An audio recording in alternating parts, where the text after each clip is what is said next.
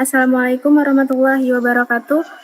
Kami dari kelompok 4 akan mempresentasikan materi pertemuan keempat yang bertema kalimat dan kalimat efektif dalam penulisan. Yang beranggotakan yaitu 4 orang, pertama Yanuar Adi Pratama, kedua saya sendiri Sari Mariana, ketiga Cahaya Anugrah, dan yang terakhir Salsabila Aulia Safitri. Oke, langsung saja masuk ke materi yang pertama yaitu pengertian dari kalimat. Akan dipresentasikan oleh rekan kita yaitu Kak Yanuar. Waktu dan tempat dipersilakan. Pengertian kalimat. Kalimat adalah kalimat menurut Gerskeraf adalah suatu bagian ujaran yang didahului dan diikuti oleh kesenyapan dengan intonasi yang menunjukkan bagian ujaran itu selesai. Sedangkan menurut Harimurti Krida Laksana, kalimat merupakan suatu bahasa yang secara relatif berdiri sendiri, mempunyai pola intonasi final, dan secara aktual atau potensial terdiri dari klausa. Contoh kalimat, ada kalimat sederhana dan kalimat majemuk. Kalimat sederhana adalah kalimat yang hanya memiliki satu subjek dan satu predikat. Contohnya, saya bekerja. Sedangkan kalimat majemuk adalah kalimat yang terdiri dari dua klausa. Contohnya, saya bekerja tetapi dia duduk-duduk saja. Next slide. Jenis-jenis kalimat berdasarkan jumlah klausa. Klausa yaitu gabungan kata unsur subjek dan predikat, tetapi tidak berdiri sendiri.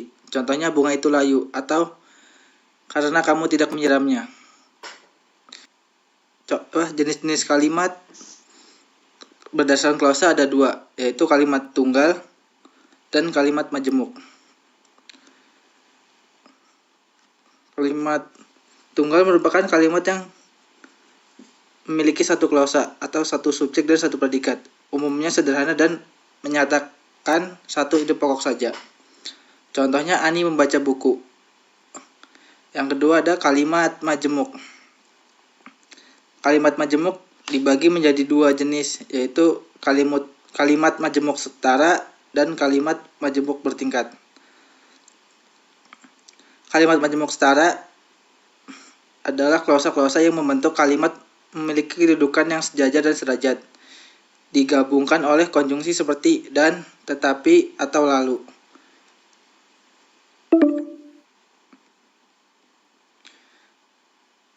Selanjutnya ada kalimat majemuk bertingkat, terdiri dari klausa utama dan klausa bawahan. Klausa bawahan bergantung pada klausa utama dan biasanya diawali konjungsi seperti karena, jika, ketika, walaupun.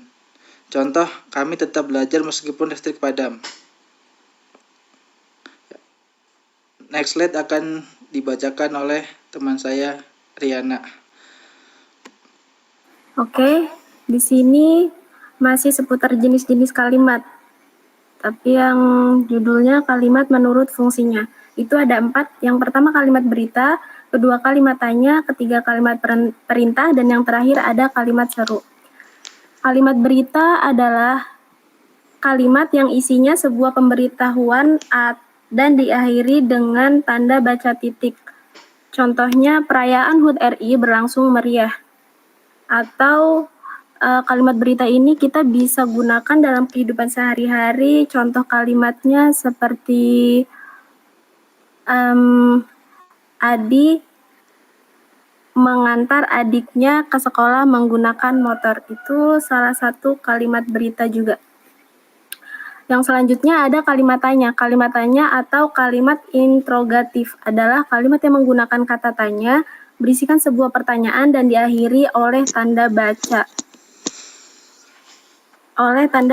Baca tanya. Contohnya, apakah perayaan HUT RI ke-65 berlangsung meriah? Atau kalau dalam kehidupan sehari-hari kalimat tanya bisa kita gunakan seperti halnya, kamu lagi di mana? Itu termasuk salah satu kalimat tanya juga. Yang selanjutnya ada kalimat perintah, yang pengertiannya yaitu Kalimat perintah atau kalimat imperatif adalah kalimat yang berisikan menyuruh atau melarang seseorang melakukan sesuatu dan diakhiri tanda baca seru. Contohnya, pergilah kamu sekarang, atau contoh lainnya menggunakan bahasa yang lebih sopan ya. Contoh kalimatnya seperti tolong ambilkan minum, itu juga bisa salah satu kalimat perintah tapi menggunakan bahasa yang lebih sopan. Yang selanjutnya ada kalimat seru. Kalimat seru atau kalimat eksklamatif adalah kalimat yang berisikan ungkapan, perasaan, emosi yang kuat dan diakhiri dengan tanda baca seru. Contohnya, aduh saya terpeleset. Oke, next slide. Ada kalimat menurut kelengkapan unsur. Di sini ada dua. Yang pertama kalimat tak lengkap atau kalimat minor. Dan yang kedua ada kalimat lengkap atau kalimat mayor. Kalimat minor adalah kalimat yang tidak lengkap atau tidak memiliki subjek namun pembicaraan dipahami dalam konteks. Contohnya, minta 1 kilo bu. Ini tuh biasanya digunakan dalam transaksi jual beli ya. Kalimat minor ini biasa digunakan dalam transaksi jual beli. Contohnya kan di sini ada minta 1 kilo bu. Itu biasa si penjualnya sudah tahu maksud dari kalimat minta 1 kilo bu dari si pembeli ini.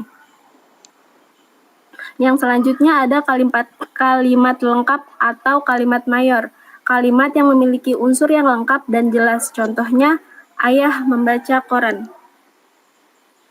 Oke, next slide akan dibacakan oleh Kak Cahaya. Silahkan.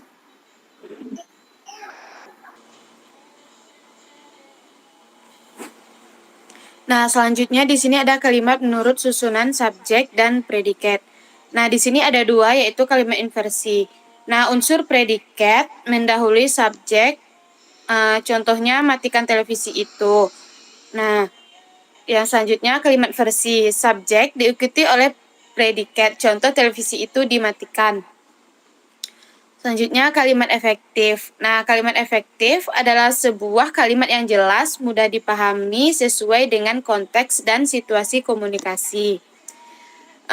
Selanjutnya persyaratan kalimat efektif. Nah, di sini ada dua fungsi gramatikal, yaitu unsur struktur, kalimat subjek, predikat, objek, pelengkap, dan keterangan.